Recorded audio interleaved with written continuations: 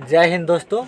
आज हम लोग मैथ्स का नए टॉपिक जो पहले पढ़े थे उसी पर सवाल बनाएंगे। जैसे कल के क्लास में यानी कि पिछला जो भी था उसमें हम लोग पॉलिनोमियल्स अर्थात बहुपद पढ़े थे और बहुपद का कंसेप्ट ढेर सारी दे दिए थे।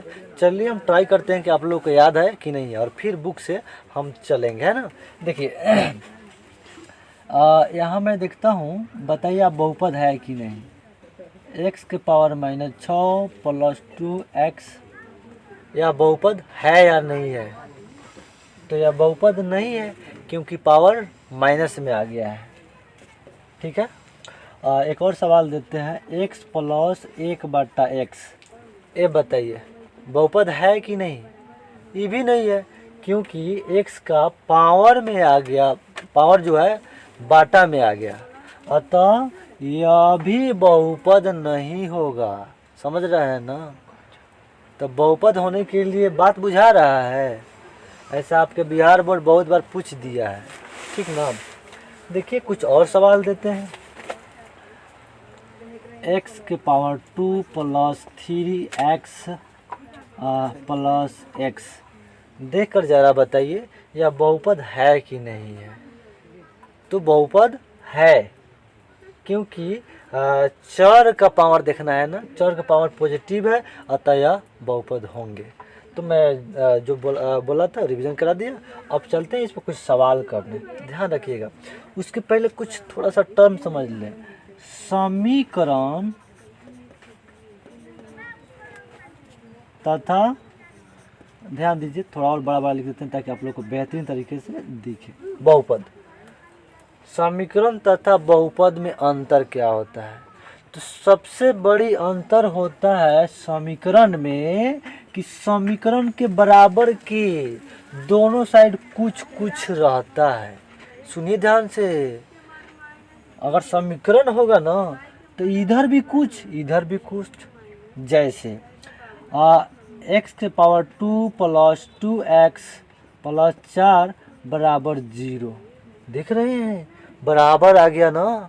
तो बराबर के दोनों साइड, यहाँ 0 यहाँ कुछ, यानी कि बराबर के दोनों साइड कुछ कुछ आ गया मतलब समीकरण है। और इंग्लिश में इक्वेशन कहते हैं। क्या कहते हैं? इक्वेशन। लेकिन बहुपद में ध्यान रखिएगा बराबर में कुछ नहीं होता है। अगर बहुपद बनाना पड़ेगा इसी को बहुपद बनाना पड़ेगा तो ऐसे लिखेंगे 2x प्लस 4 बहुपद हो गया। समझ रहे हैं ना। अर्थात बहुपद के लिए बराबर में कुछ नहीं होता है, ध्यान रखिएगा। लेकिन समीकरण में बराबर में 0 हो चाहे जो भी हो कुछ होता है। दिक्कत LHS RHS समीकरण में ही होता है लेकिन बहुपद में ऐसा नहीं। क्लियर? कैसे दिक्कत? तो अब बताइए समीकरण तथा बहुपद से संबंधित जो भी डिफरेंस अंतर हो बुझाया।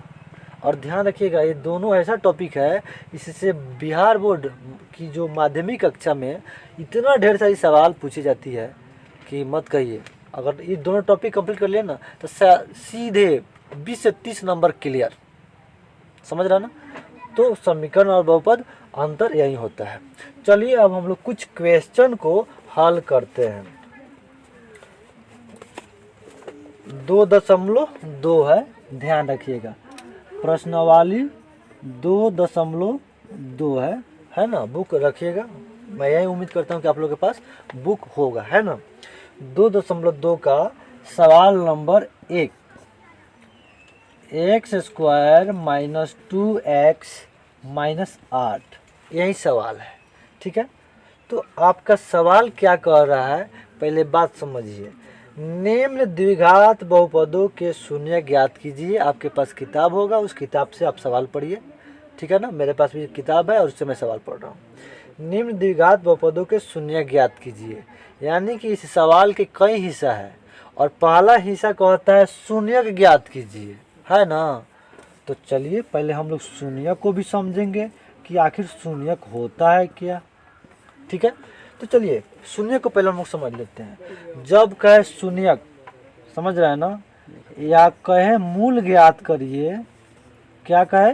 मूल ज्ञात करिए, या कह दे सरल कीजिए। क्या कीजिए? सरल कीजिए चाहे हल कीजिए, हल कीजिए। चाहे ध्यान रखिएगा अल्फा या बीटा निकालने के लिए कह दे तो सबका कॉन्सेप्ट सीधे दिमाग में रखना है। हल करने के लिए ही कह रहा है। क्या करने के लिए कह रहा है? हल करने के लिए कह रहा है। इस जो टेक्निकल वर्ड है, टर्म है, इसको समझने की कोशिश कीजिए। कहीं लिख देता है शून्य ज्ञात कीजिए और बच्चे उलझन में फंस जाते हैं कि अरे शून्य होता क्या है। कभी लिख देगा कि मूल ज्ञात कीजिए, तब बच्चा जाता है खेत में और पौधे का मूल देखने लगता है। मूल माने जड़। मत जाइए खेत में, मूल जड़ देखने की आवश्यकता नहीं है। यहाँ शून्य का है तो भी हल कीजिए, मूल का है ज्ञात करने के लिए तो भी हल ज्ञात कीजिए, सरल करने के लिए कहे तो भी हल कीजिए। हल कीजिए मतलब हल कीजिए, दिक्कत नहीं। और अल्फा तथा बीटा निकालने के लिए कह दे मतलब हल कीजिए, कोई दिक्कत। तो ध्यान रखिएगा ये जो टेक्निकल टर्म थे इसको दिमाग में बैठा लीजिएगा तभी सवाल समझ में आएगा। अब बताइए, आपके इस सवाल का पहला हिस्सा कह रहा था शून्य ज्ञात कीजिए, मतलब हल कीजिए, कोई दिक्कत नहीं ना। हल कीजिए माने क्या ज्ञात कीजिए? अल्फा तथा बीटा ज्ञात कीजिए। यह दिमाग में बैठा लीजिएगा। अर्थात मुझे यहाँ अल्फा तथा बीटा निकालना है, कोई दिक्कत। अच्छा, अल्फा बीटा ही क्यों निकालेंगे? क्यों? क्योंकि बहुपद का ज़्यादा जो पावर रहता है ना उतना ही उत्तर होता है। जैसे यहाँ पावर दिख रहा है 2, यहाँ कुछ नहीं तो 1, और यहाँ कुछ नहीं तो x का पावर 0 है। बात बुझा रहा है? क्योंकि एक नया कंसेप्ट, किसी का भी पावर 0 हो तो उसका वैल्यू 1 होता है। क्लियर? ध्यान रखिएगा। मान लीजिए 2, 3, 4 कितना हो लिख दे और उसका पावर 0 लिख दे, मतलब वैल्यू कितना हो जाएगा? 1 हो जाएगा। ये सारी कंसेप्ट ध्यान से पढ़िए, सुनिए और नोट्स बनाइए, समझ रहे हैं ना। और बार बार रिवीजन कीजिए ताकि यह कंसेप्ट दिमाग में बैठ जाए। और एक बार दिमाग में बैठ गया ना तो सीधे बिना बैठ के छक्का मारिएगा मैथ के साथ, समझ रहे हैं ना। तो अब एक क्लियर हो गया। तो यहाँ क्यों x के पावर 0 का वैल्यू हम 1 लिख सकते हैं, और 1 लिख देंगे तो 8 में गुना होगा तो फिर क्या आएगा? 8 है ना आएगा। तो क्यों बुक में x के पावर 0 नहीं दिया हुआ है? समझ में आ गया, क्योंकि उसका वैल्यू 1 होता है और 1 रहेगा तो 8 गुना 1 माने 8 है, दिक्कत। और यहाँ पावर 1 हो, हमारी मर्जी आपकी मर्जी, ये पावर 1 दे भी सकते हैं या नहीं भी दे सकते हैं। यहाँ तक कोई दिक्कत नहीं ना। अब देखिएगा तो सबसे ज़्यादा पावर तो इसी चर का है, यानी 2। अर्थात इस बहुपद का उत्तर कितने होंगे? 2। शून्य के कितने होंगे? 2। ध्यान रखिएगा। इसीलिए इस बहुपद को द्विघाती बहुपद कहते हैं, क्योंकि इस बहुपद का अधिकतम घात, अधिकतम पावर 2 है। कोई दिक्कत नहीं ना। ध्यान रखिएगा। अगर अधिकतम पावर 3 रहेगा तो त्रिघाती, 4 रहेगा तो 4 घाती। क्लियर? ऐसे ही ध्यान रखिएगा। अगर 4 घाती होगा तो आंसर भी 4 को होगा। अगर घात 3 है तो आंसर 3 को होगा। अल्फा, बीटा, गामा, ध्यान रखिएगा। तो इतना क्लियर हो गया कि आखिर ये द्विघात बहुपद क्यों है, क्योंकि इसका अधिकतम पावर 2 है। अतः जब अधिकतम पावर मिल जाए उस बहुपद का अधिकतम आंसर उतना ही होगा। क्लियर? दिक्कत नहीं ना। ठीक। अच्छा, आप बताइए, इस सारे टर्म समझ गए होंगे। अब इसका शून्य का हम ज्ञात कर रहे हैं। तो शून्य ज्ञात करने से पहले आप निकाल दीजिए A, B, C, D। ABCD याद किया है ना? ABCD याद कर लीजिए, पहले से याद है, थोड़ा याद कर लीजिए। देखिए, A का मतलब है कि जिसके पावर पर दूर रहेगा ना, ध्यान रखिए, जिसके पावर दूर रहेगा, कथी का? चर का।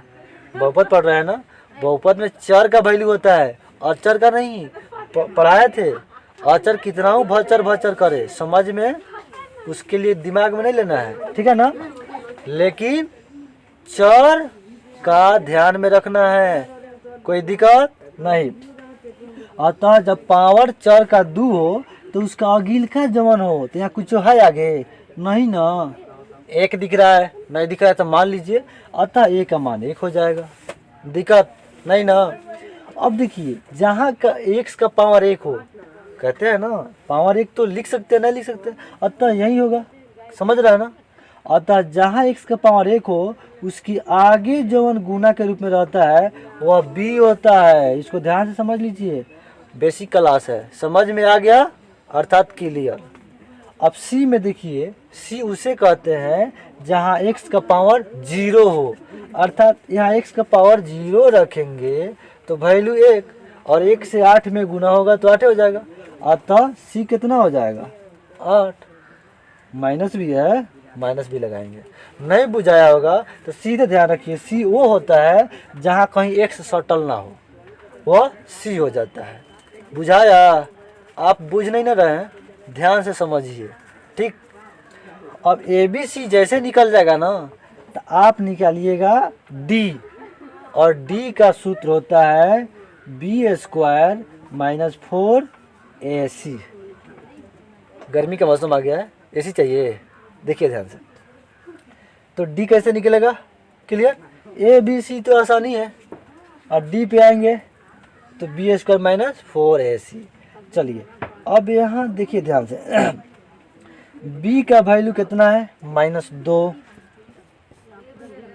मुड़ी पर 2 तो 2, माइनस के माइनस 4 गुना A कितना है 1 है। इसको हटा देते हैं, नहीं तो इस कंसेप्ट में थोड़ा सोना आ रहा है ना, भोजपुरी में सोना आना मतलब मिल जाना, इसको थोड़ा हटा देते हैं। हटा दिया मैं, माफ़ी चाहता हूँ कि आप लोग का 5 सेकंड में खा गया मैंने, पचा लिया, मतलब ये मिटाने में, समझ रहे हैं ना। तो 4AC, 4 गुना A हो गया, गुना C कितना है -8 है, हो गया। चलिए आगे की प्रोसेस करते हैं। 2 का स्क्वायर 4 है ना, यहाँ देखिए मुड़ी पर 2 है, मतलब माइनस कई बार 2 बार। और जब माइनस जोड़ा में रहेगा ना तो कहीं बिना टेंशन लिए प्लस लिख दीजिएगा, समझ रहे हैं ना। हाँ, गुना करते समय। और देखिए यहाँ भी गुना हो रहा है तो ध्यान दीजिए, एगो माइनस है दे, एगो माइनस है दे, फिर जोड़ा में आ गया, जैसे जोड़ा में लगाइए प्लस। डाउट है नहीं ना, गुना कीजिए, 4 एकम 4 और 4 8 32, नहीं ना दिक्कत है। आगे देखिए, सेम चिन्ह रहता है तो जोड़ा जाता है, या मैथ का रूल कहता है, साइन ऑफ प्रॉपर्टी कहता है, चिन्हों की परिपाटी, ध्यान रखिएगा। तो सेम चिन्ह है तो जोड़ेंगे, अर्थात 4 और 32 36, समझ रहे हैं ना। तो D निकल गया। अब कहते हैं सर D को क्या नाम कहते हैं, देखिए D को कहते हैं विवेचक या विविक्तर। कहाँ लिख दूँ, यहाँ लिख देते हैं इसके साइड में, ताकि आपको पता रहे कि D आखिर है तो उसको क्या कहते हैं। तो दिख रहा है ना ध्यान से, D को विवेचक कहते हैं। आपके माध्यमिक कक्षा के एग्जाम में सीधे कई बार आया हुआ है, इस बार 2023 के भी देखिए पेपर उठा के सीधे विवेचक निकालने के लिए भी पूछा है, समझ रहा है ना। और D को विवेचक भी कहते हैं, एक और ही नाम होता है, ध्यान रखिए ना, तो ससुरा बड़ी खचड़ है, कौन नाम से बिहार बोर्ड दे दिया तो उलझिए। इसके लिए D को विवेचक कहते हैं, विविक्तर भी कहते हैं, यहाँ लिख देते हैं विविक्तर कहते हैं। तो यह दोनों बात याद रखिएगा, D का ही दोनों नाम है। विवेचक का है निकालने के लिए तो भी B² - 4AC, और विविक्तर का है तो भी B² - 4AC। दिमाग में समझ में आया, दिक्कत नहीं ना। तो ये ध्यान रखिए, ABCD निकला, हम तो सवाल के पहला हिस्सा शून्य का ज्ञात करने के लिए तो शून्य का निकाल रहे हैं, है ना। तो चलिए इसके आगे अब हम हल समुच्चय निकालेंगे।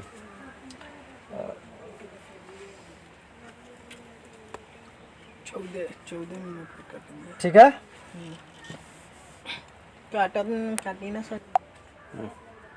तो अभी हम D निकाले थे, कैसे निकाल लेते, समझ रहे हैं ना। अब चलिए डी के आगे करते हैं। हम यहाँ डायरेक्ट लिख दिए हैं डी बराबर 36, हालांकि कुछ समय पहले तो निकाले थे। अब देखिए जैसे डी निकल जाएगा यानी विवेचक निकल जाएगा ना, तो हल समुच्चय निकालेंगे। क्या निकालेंगे, हल समुच्चय। ध्यान से सुनिए, अन्यथा आपके राडार के ऊपर में सारा कॉन्सेप्ट ढूल जाएगा मैंने भाग जाएगा। इसका सूत्र होता है -b प्लस माइनस √d अब बटा 2a। ये हल समुच्चय का सूत्र होता है, समझ रहे हैं ना। अब बराबर में देखिए, सफाई साफ दिखाई दे रहा है ना। माइनस का माइनस, ये वाला माइनस, बात बुझा रहा है ना, ध्यान रखिएगा। ये वाला माइनस हो गया। अब b के जगह देखिए ध्यान से, -2 है। क्या है, -2 है। तो ध्यान दीजिए, यहाँ -2, बात समझिए। ये वाला माइनस सूत्र का, अब b ऑलरेडी माइनस में है, अतः जब दो चिन्ह एक साथ हो तो जेल में बंद कर दीजिए, है ना। यह जोड़ घटाओ, रूट का रूट, डी कितना निकला है, 36। कथी दी, कुछ देत ना बानी, पढ़ाई देत बानी। डी समझ रहे हैं ना, डी माने यहाँ डी क्या है, विवेचक। डी डाल दिए ना विवेचक। अब देखिए बाटा 2 गुना ए कितना है, 1, ठीक ना। अब आगे देखिए ध्यान से, यहाँ 2 ठो माइनस है तो प्लस हो जाएगा, कोई दिक्कत नहीं ना। जोड़ का जोड़, घटाव के घटाव। 36 का वर्गमूल 6, वर्गमूल नहीं आता होगा तो अगले क्लास में कभी भी मैं एक छोटी सी टॉपिक लेके मैं इसे पढ़ाऊंगा, सिखाऊंगा, लेकिन अभी ध्यान रखिए। और 2 गुना 1 2 हो जाएगा। अब देखिए ध्यान से, यहाँ जोड़ घटाव 2 को चिन्ह दिख रहा है एक साथ, इसका मतलब है कि यहाँ पे उत्तर 2 ठो छिपे हैं। शून्य आंसर कितने छिपे हैं, 2। और मैंने बताया था कि द्विघात बहुपद हल कर रहे हैं, इसका आंसर 2 ठो होगा। एगो अल्फा होगा और एक क्या होगा, बीटा। दिखाई दे रहा है ना आप लोगों को, तो ध्यान दीजिएगा। अल्फा में क्या करेंगे, ई वाला प्लस लेंगे, ध्यान रखिए, अब माइनस बीटा में ले लेंगे। कहीं और जगह माइनस हो प्लस हो फर्क नहीं पड़ता है, वो छाप दीजिए। लेकिन बीच में एगो प्लस एगो माइनस है, तो ये बीच वाला प्लस अल्फा में लेंगे और माइनस बीटा में लेंगे, समझे। देखिए तो +2 लिख दिए, अब प्लस यहाँ ले लिए 6 अब बटा 2। बीटा के लिखिएगा तो +2 का 2। अब यहाँ बीटा में है माइनसवा लिखाएगा, प्लसवा तो लिखा गई है, समझ रहे ना, अल्फा में। अब बटा 6, सॉरी -6 अब बटा 2। ये बैठाने में दिक्कत नहीं ना है। चलिए अब इसको आगे हल कीजिएगा तो देखिए ऊपर सेम चिन्ह है, और जब जब सेम चिन्ह मैंने जोड़िएगा, क्या कीजिएगा, जोड़िएगा तो 2 गो 6 गो 8 गो। जिस चिन्ह को जोड़िएगा वह चिन्ह लगाइएगा, अर्थात जोड़ को जोड़े हैं तो जोड़ लगाइए। अब बाटा 2 है, दिक्कत नहीं ना। हाई 2 से कटाइएगा, 2 एकम 2 चौका, अर्थात 4 आ गया। प्लस लिखिए या ना लिखिए फर्क नहीं पड़ता है, माइनस अरे लिखना पड़ेगा जी, समझ रहे हैं ना। अब इसको करिए, चिन्ह अलग अलग घटाइएगा, अर्थात 6 में से 2 घटेगा 4, जिसमें से घटेगा उसी का चिन्ह लिखेंगे। बात समझिए, ये पहला सवाल है तो इसको बढ़िया समझ लीजिए, इसमें टाइम लगेगा। हाँ अगला सब सवाल में ज़्यादा टाइम नहीं देंगे, आप कहेंगे तो, लेकिन इसको समझिए। तो घटा है 6 में से, तो 6 का देखिए तो चिन्ह क्या है, घटाओ, तो घटाओ लगाइए। अब बाटा 2, यहाँ तक कोई दिक्कत नहीं ना। अब देखिए 2 से कटेगा 1 और 2 दूनी 4, बराबर में देखिएगा तो -2 आ गया, कोई दिक्कत नहीं ना। अल्फा और बीटा निकल गया, तो शून्य समझ गए कि शून्य कैसे ज्ञात करेंगे। यह शून्य ज्ञात करने के लिए जब कह दे तो हम यहाँ 4-5 ठो टेक्निकल टर्म लिखे थे, उसको ध्यान से दिमाग में बैठा लीजिएगा। अर्थात शून्य का मतलब ही हो गया कि अल्फा बीटा निकालना होगा, दिक्कत नहीं ना। तो अल्फा +4 बीटा -2, ये तो शून्यक निकल गया, लेकिन आपका उत्तर नहीं हुआ। वो देखिए सवाल जब देखिएगा तो खुद लिखा हुआ है निम्न द्विघात बहुपदों के शून्य ज्ञात कीजिए, हो गया। अब यही में सेकेंड स्टेप क्या कर रहा है, और शून्यकों तथा गुणांकों के बीच के संबंध की सत्यता की जांच कीजिए। यानी कि शून्यक यानी जो शून्यक निकला है ना, गुणांकों यानी कि इसका एक गुणांक वाला सूत्र होता है, वो लगा के सत्यता की जांच कीजिए कि क्या ऐसा होता है। कैसा, देखिए बोर्ड पे जैसा मैं बता रहा हूँ, है ना। चलिए इसके लिए मैं बोर्ड को इरेज कर रहा हूँ। तो अल्फा बीटा निकाले थे, बोर्ड मैंने इरेज किया और यहाँ मैंने लिख दिया, चूँकि जरूरी है इसका, समझ रहे हैं ना। अब देखिए वहाँ खुद कहा है शून्यकों तथा गुणांकों के बीच सत्यता। शून्यकों तो शून्य के सामने लिख दिए निकाल के, और गुणांकों अर्थात अल्फा गुना बीटा। गुणांक ये होता है, इसको कहते हैं मूलों का गुणनफल। मूलों का गुणनफल, गुणनफल ध्यान से देखिए, ये मूलों का गुणनफल इसे कहते हैं। कहीं अल्फा गुना बीटा लिखा रहे तो इसको कहिएगा मूलों का गुणनफल, या तो ऐसे लिखेगा या ऐसे लिखेगा, दोनों का मीनिंग सेम होगा, दिक्कत नहीं ना। और ध्यान रखिए इसका एक सूत्र होता है, अल्फा गुना बीटा का सूत्र होता है सी बाटा ए। इसको आप दिमाग में बैठा लीजिएगा, है ना। अब देखिए खुद सवाल का सेकेंड हिस्सा क्या कहा है। देखिए कोई भी सवाल बनाइए किसी भी सब्जेक्ट का, तो पहले उसके हर एक हिस्से को समझिए, और हर एक हिस्से का जवाब उसके लायक नहीं दीजिएगा, तब तक क्या नंबर ऐसे ही मिल जाएगा, नहीं ना। अतः समझने की आदत डाल लीजिए। तो पहला हिस्सा कह रहा था शून्यक, निकल गया। सेकेंड हिस्सा कह रहा है शून्यक तथा गुणांकों के बीच सत्यता की जांच कीजिए। तो देखिए चलिए सत्यता की जांच, अल्फा गुना बीटा, तो अल्फा कितना है +4 गुना बीटा कितना है -2। कोई दिक्कत नहीं ना, यह ध्यान रखिए। अब सी बाटा ए, क्या सी बाटा ए, सी कितना है -8, ए कितना है 1। क्यों बैठा, क्योंकि देखिए ये तो गुणनफल हो गया और ये इसका सूत्र होता है, और यही शून्यकों तथा गुणांकों के बीच सत्यता कहे तो ऐसा ही करना है आपको। चलिए इसको देखिए ध्यान से, 4 दूनी 8, और चिन्ह देखिए अलग अलग है तो माइनस, ठीक, बराबर -8 का -8 बाटा 1, लिखे ना लिखे आपकी मेरी आज़ादी है। केवल ध्यान रखिएगा नीचे का रहा है तब, ये ध्यान रखिएगा। तो अब बताइए बराबर के दोनों साइड बराबर है, अतः जो है ना शून्यकों का गुणांकों के साथ सत्यता की जांच हो गया, दोनों बराबर है मतलब सत्य है। नहीं बराबर रहता तो गलत हो जाता। तो आपके सवाल के पहला का जवाब यही होगा, यही तक होगा, कोई दिक्कत नहीं ना। हमने एक सवाल को समझाने के लिए पूरी कंसेप्ट मैंने दिया है, अतः थोड़ी सी लंबी वीडियो हो गया है। अगले क्लास में हम लोग और सवाल लेंगे, पढ़ेंगे, इसको रिवीजन आप कीजिएगा। इतना रिवीजन की कंसेप्ट दिमाग पे चलना चाहिए, समझ रहे हैं ना। चलिए मिलते हैं अगले क्लास में, जय हिंद।